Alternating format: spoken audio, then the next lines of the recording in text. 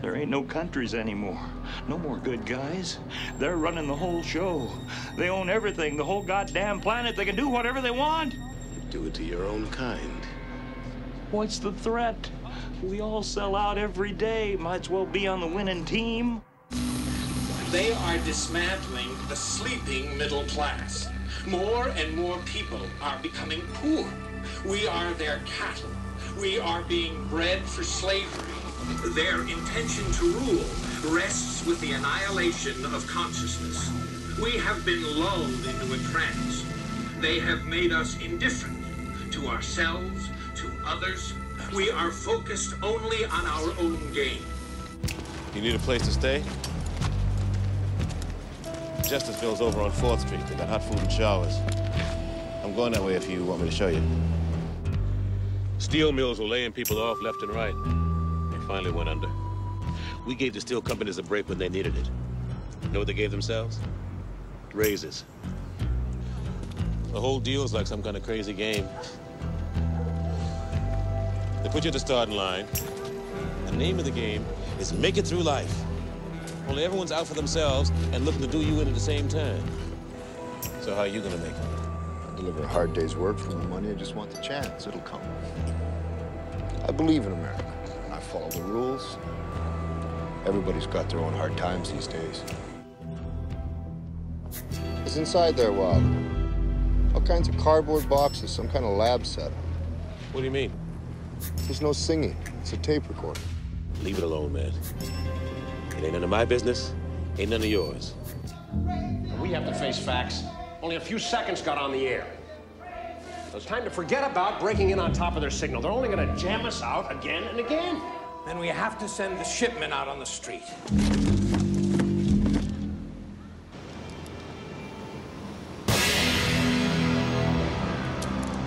Look, lady, we're in trouble.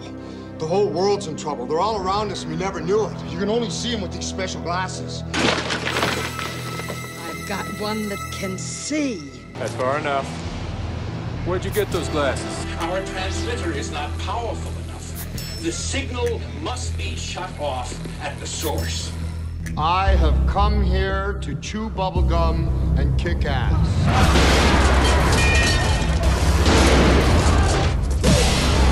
We don't stand a chance with a few guns and grenades. We seek out and locate their signal and shut it off.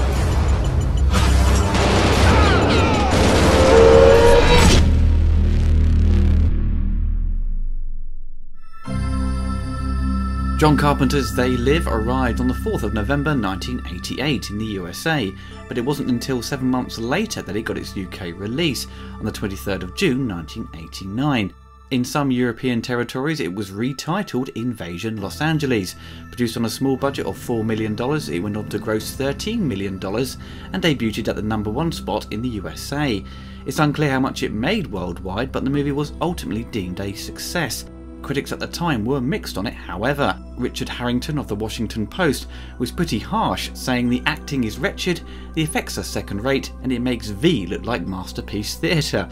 Since its release, however, it's gone on to have a strong following, as more people have come to appreciate its efforts and its political themes of capitalism, its warnings of control, and the worries of people in power. They Live has managed to stand the test of time and become more relevant with politics of today.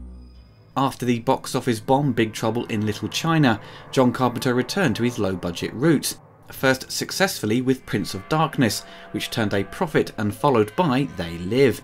For the basis of the story, John Carpenter was inspired by the short story 8 O'Clock in the Morning, written by Ray Nelson, that was published in the magazine of fantasy and science fiction in 1963. The story is about a man who's put in a trance by a stage hypnotist. When he awakens, he realises the entire human race has been hypnotised, and that alien creatures are controlling humanity. He has only until 8 o'clock in the morning to solve the problem. Nelson, along with artist Bill Ray, adapted it into a story called Nadder, published in the Alien Encounters comic book anthology.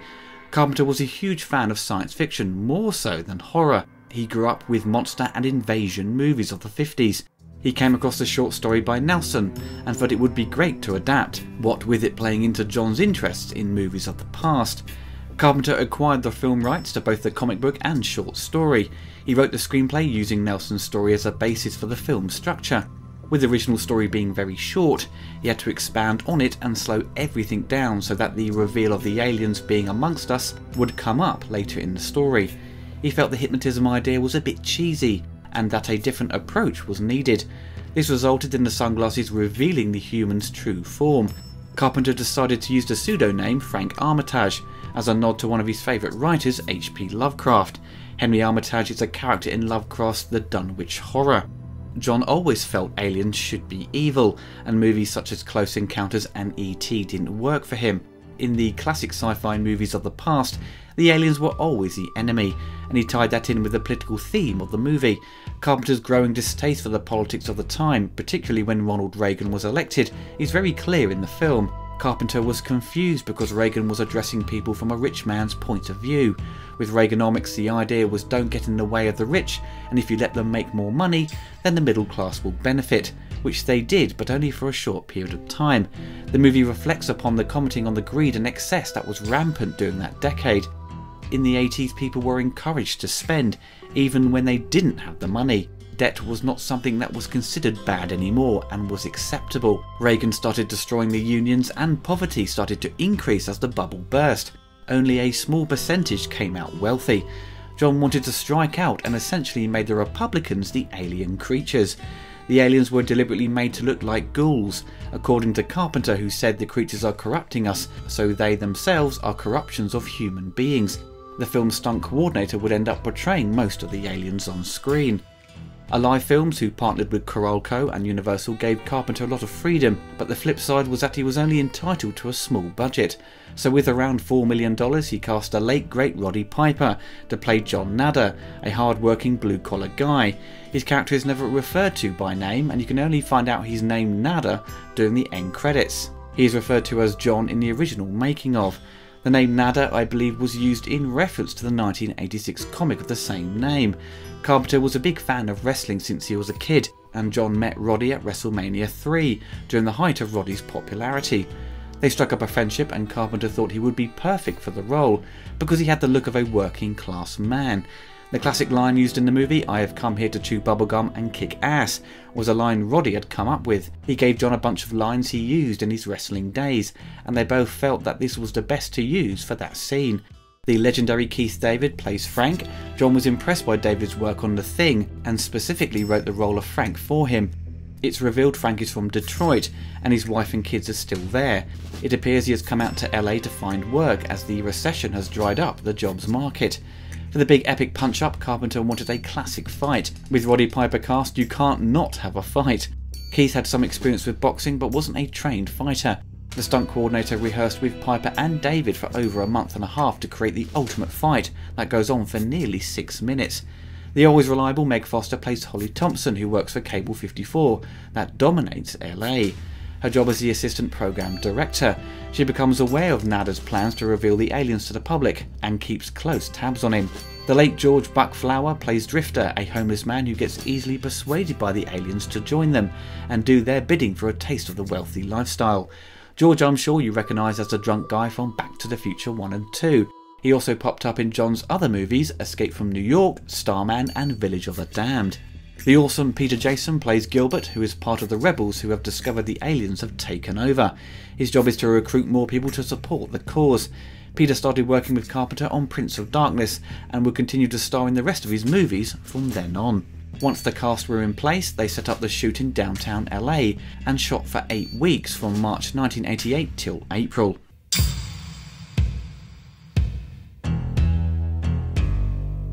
The movie opens with John Nadder drifting through LA looking for work. He notices the rise in the homeless and spots a preacher speaking out about how the rich and powerful have taken over. He talks about how everyone has been blinded to the truth and how human spirits have been corrupted by greed.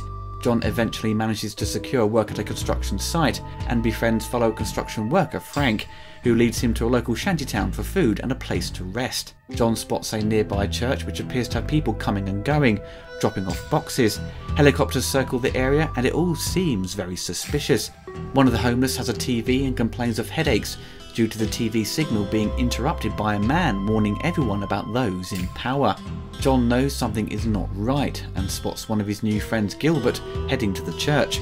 When the interrupting signal disappears, he goes to investigate and finds out the church is just a front. The choir heard outside is an audio recording, and the building is filled with scientific equipment and cardboard boxes. Nadder finds a box hidden in the wall, but doesn't get a chance to take it. That night the police attack and bulldoze the shantytown, as the powers that be have decided to remove them. Nadder returns the following morning to find the church empty, but manages to get the hidden box and takes it down an alley in the city. He finds it filled with sunglasses. John puts on the glasses and realises they reduce the colours of the world around him to black and white and allow him to see the subliminal commands to obey, consume, reproduce and conform. They also make clear that many people in positions of wealth and power are actually humanoid aliens. Freaked out, he stumbles into a grocery store and confronts an alien woman who then speaks into her wristwatch, notifying others about him. John attempts to flee but gets caught by 2 police officers that quiz him on how he got the glasses. He fights back and kills them both, grabs a shotgun and runs into a bank where he starts taking out the aliens. More police are alerted to his presence, so he hides in a car park and takes Holly as a hostage as she returns to her car. At her luxury hilltop home, John tries to convince her of the truth. Holly reveals she works for Cable 54, which John believes has some involvement with the aliens, but Holly quickly knocks him out through a window. John tumbles down a steep hillside and luckily escapes before the police arrive, losing his glasses in the process. He has to get another pair and find the rebels to get answers, but first he needs his new friend Frank to join him in the battle against the aliens. With They Live having a limited budget, the visual effects are kept to a minimum. It's also very conservative with its shots that sell the reality of the world and how you see the aliens via the sunglasses. The movie incorporates matte paintings, opticals and stop motion animation. For the small amount of money the production had, the visual effects have generally stood up quite well over time. The best effects shots are easily the matte paintings by Jim Danforth, who handles the special photographic effects for the film. Jim also worked with Carpenter on Prince of Darkness. The matte paintings are bordering on photorealistic. My favourite shot is when you see a wonderful wide shot of the city and you see all the hidden messages. When they shot the movie, Roddy didn't know what the aliens would look like, because all of the POV stuff would be shot later by John and a second unit team. The shots of the aliens in black and white, oftentimes the footage is a bit inconsistent in quality, exhibiting flicker, which could be a result of the age of the footage and the transfer to high definition, or it's possibly a grading issue. It may have been done on purpose, of course, to provide some slight distortion when you wear the glasses or contact lenses, which results in the headaches you get if you wear them for extended periods of time. As mentioned earlier, there is some stop motion animation, which I believe is only for the close-up of the drone that watches over the aliens. It's nothing special to look at. There are additional video effects and opticals, and there is a cool shot of the transport system the aliens use to jump to other galaxies. At the end, when a satellite is destroyed, you get a single matte painting with an optical explosion added. All the effects do the job in serving the story, and for the small budget they had, the FX team did a very good job.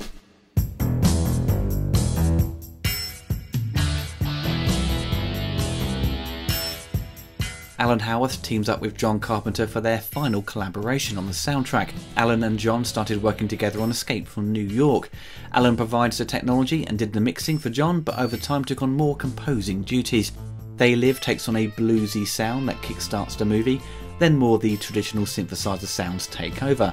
It leans more to the atmospheric sound that Carpenter was known for, but it doesn't quite have the action cues or memorable themes of his past scores, apart from the main blues theme that pops up during the movie and the end credits.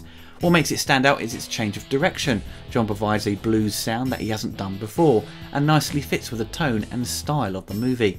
Carpenter always composed the music once the movie was edited, and in most cases improvised a lot of the music. Once he got the bass line for the theme, he would build all the extra music around it. During the 80s, technology was improving every 6 months or so. Alan would add more tech to the studio so that they could play around with new sounds and recording techniques. Howarth slowed down recording of Carpenter's voice ordering people to sleep, a subliminal audio message that's heard by Piper's character when he puts on the glasses, and other sound effects were added to the mix that actually become part of the score instead of just an isolated sound effect. They Live got a soundtrack release in 1988 on CD and LP by Enigma Records, featuring 10 tracks totaling just over 30 minutes. It wasn't until 20 years later that Alan Howarth published a 20th anniversary expanded score, featuring 29 tracks totaling over 80 minutes of music. Some of the tracks do feature sound effects, which I'm never a huge fan of when it comes to soundtracks, but granted, many of the tracks are bonus ones which are taken directly from the movie's sound mix. Getting a physical copy of this score may prove a bit challenging, but it's available on iTunes for a very cheap price, and it's definitely worth adding to your collection if you're a fan of John and Alan's music. Personally, I don't think it's their best collaboration. I think that goes to Big Trouble in Little China, which has more energy and big action cues to make an overall better score and listening experience. They Live was a film in John Carpenter's catalogue of features that I didn't see growing up, and only caught it when it eventually made its way to DVD in the early 2000s. I experienced his previous movie Prince of Darkness the same way. At first I didn't know what to expect with it, but being a fan of John Carpenter I knew I was in for something interesting and fun. Thankfully, They Live certainly lives up to its cult status. It's very much remembered and praised for its political commentary. It's clear on what John is saying, who are the good guys and who are the bad. It's very straightforward with its message on greed, corruption and the neglect of the poor. It's certainly not subtle about its message. It's not trying to be balanced or say impartial. That's not its goal. It's a very cynical view on the world. You can accept it for what it is or choose to ignore that message. I think if you are not fussed about its political themes, you can still enjoy it for its science fiction elements. I love movies such as Body Snatchers or The Faculty, where there are monsters or aliens hiding in plain sight that are aiming to take over. It's that sense of paranoia and who to trust, even questioning the ones close to you. That makes those stories very appealing. Casting Roddy Piper I think would have been seen as risky. You have a guy who is a wrestler and not known as an actor by trade. We all know wrestling on TV has elements of acting, but it's not the levels of quality you expect from a feature film. Roddy had to prove that he could handle the material and hold the film together being the lead. Surprisingly, he does a very good job, thanks to John Carpenter who took the time to make sure we got the best performance out of him. A lot of people who don't have a strong acting experience, who are cast for their looks or say fighting skills, need a director that can help them, and some directors don't have the skills to work closely with actors, thus you end up with a bad performance. That's why Arnold Schwarzenegger does a great job with James Cameron and Jean-Claude Van Damme with Peter Hyams. Roddy is not given overly complicated lines of dialogue. A lot of his performance comes from his reactions to everything around him that really sells his performance. Owing to the relative success of the movie, it opened the doors for other wrestlers to take a stab at acting roles, although the majority didn't have much success. Hulk Hogan probably came the closest at the time, but Hogan really just played an extension of his wrestling persona and didn't demonstrate that he could be taken seriously as an actor. I think The Rock is the only one to have been truly successful in Hollywood and in breaking away from his wrestling roots. The epic fight in the film is superb. They try to keep it very realistic, with no martial arts involved, just a brutal punch-up with some wrestling moves thrown in for good measure. You'd think a fight just consisting of punches would be pretty dull for its length, but good lord, it's fantastic. It boasts excellent choreography and is brutal with its execution. It's shot in wide angles and long takes. They cut after an impact and not once they hit, which is perfect. It's definitely the most fondly remembered scene from the film for many, and who can blame them? It was also wonderfully spoofed in South Park in the episode Cripple Fight. Keith David is always fantastic in everything he does, and in They Live he gives another fine performance. His character wants to keep his head down and not get involved in Nadder's conspiracy theory. He just wants to stick to the rules and avoid getting into trouble, but after some serious persuasion he fights back. All of his frustrations about his past and how he lost his job are all focused on getting revenge. It's sad that he gets killed off without much of a challenge, but he was just an extra cog in the system to help John, and thankfully his efforts are not wasted. Meg Foster doesn't really get much screen time, but when she is on screen she makes a big impact. Meg has that skill of selling her performance while saying very little. She has such a cold persona when she interacts with John for the first time. We the audience know she can't be trusted, and that Nadder is totally naive. He is far too trusting after she knocks him out of a window. He is still kind to her, and has too much faith in her since she has been corrupted from the start. It's a shame that Nadder can't persuade her, or for her to show signs of switching sides.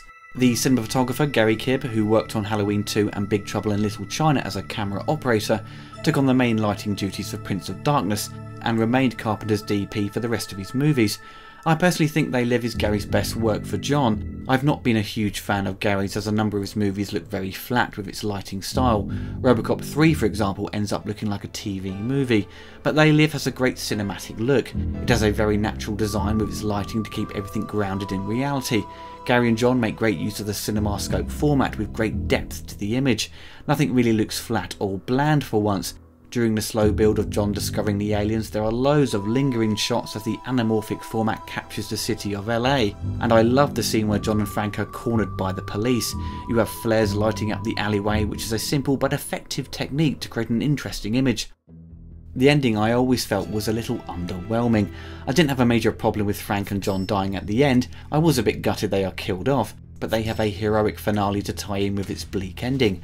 The battle to take over the cable station wasn't as action-packed as I would have liked.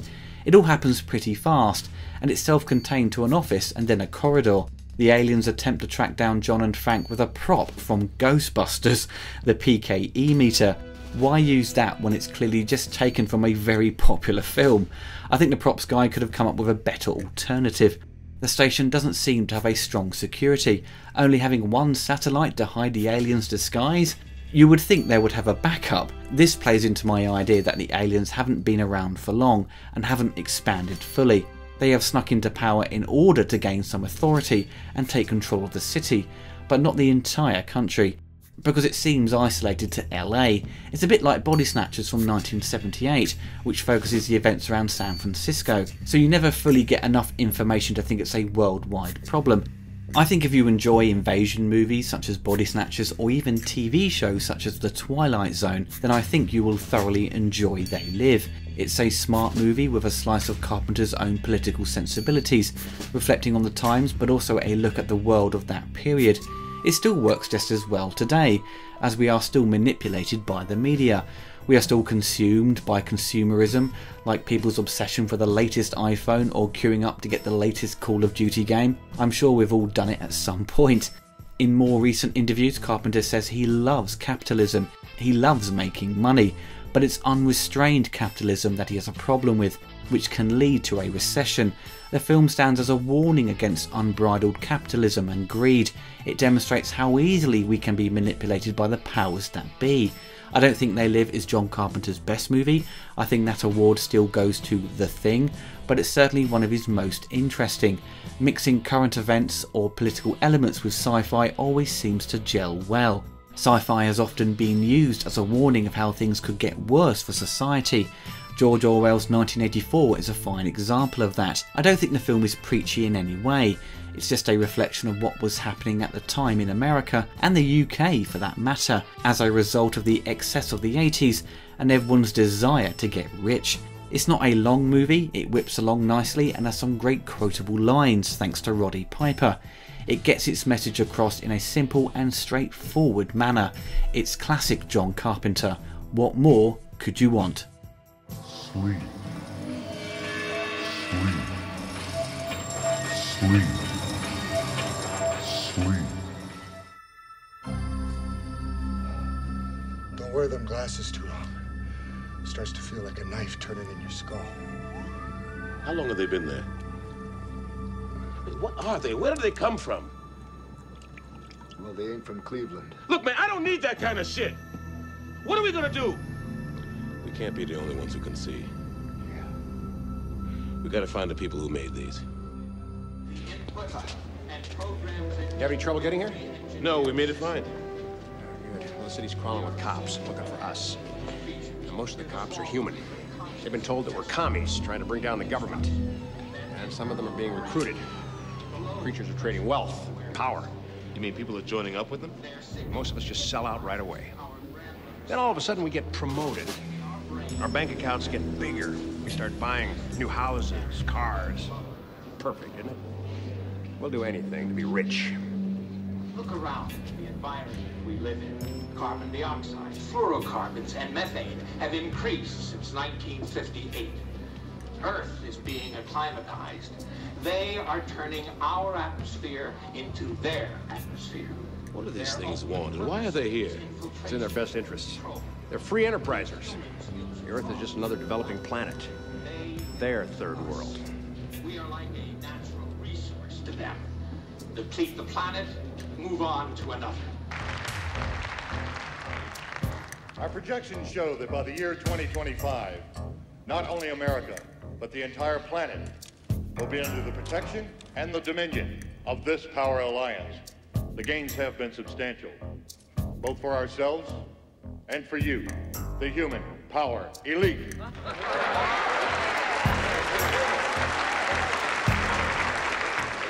Where's that signal? It's up on the roof, I think. Holly works in there. If she made it, maybe we can find her. Then we can go to the roof and break that signal. Wait, boys, wait. You're making a big mistake. You made the mistake.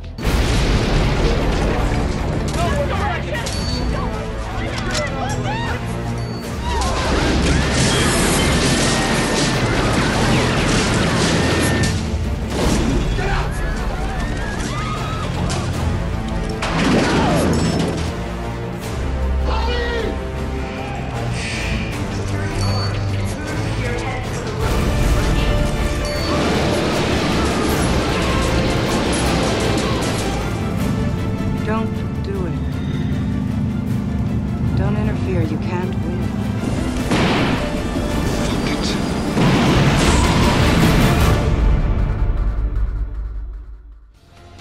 If you enjoyed the video, you can find more on my YouTube channel, and also you can follow me on Twitter.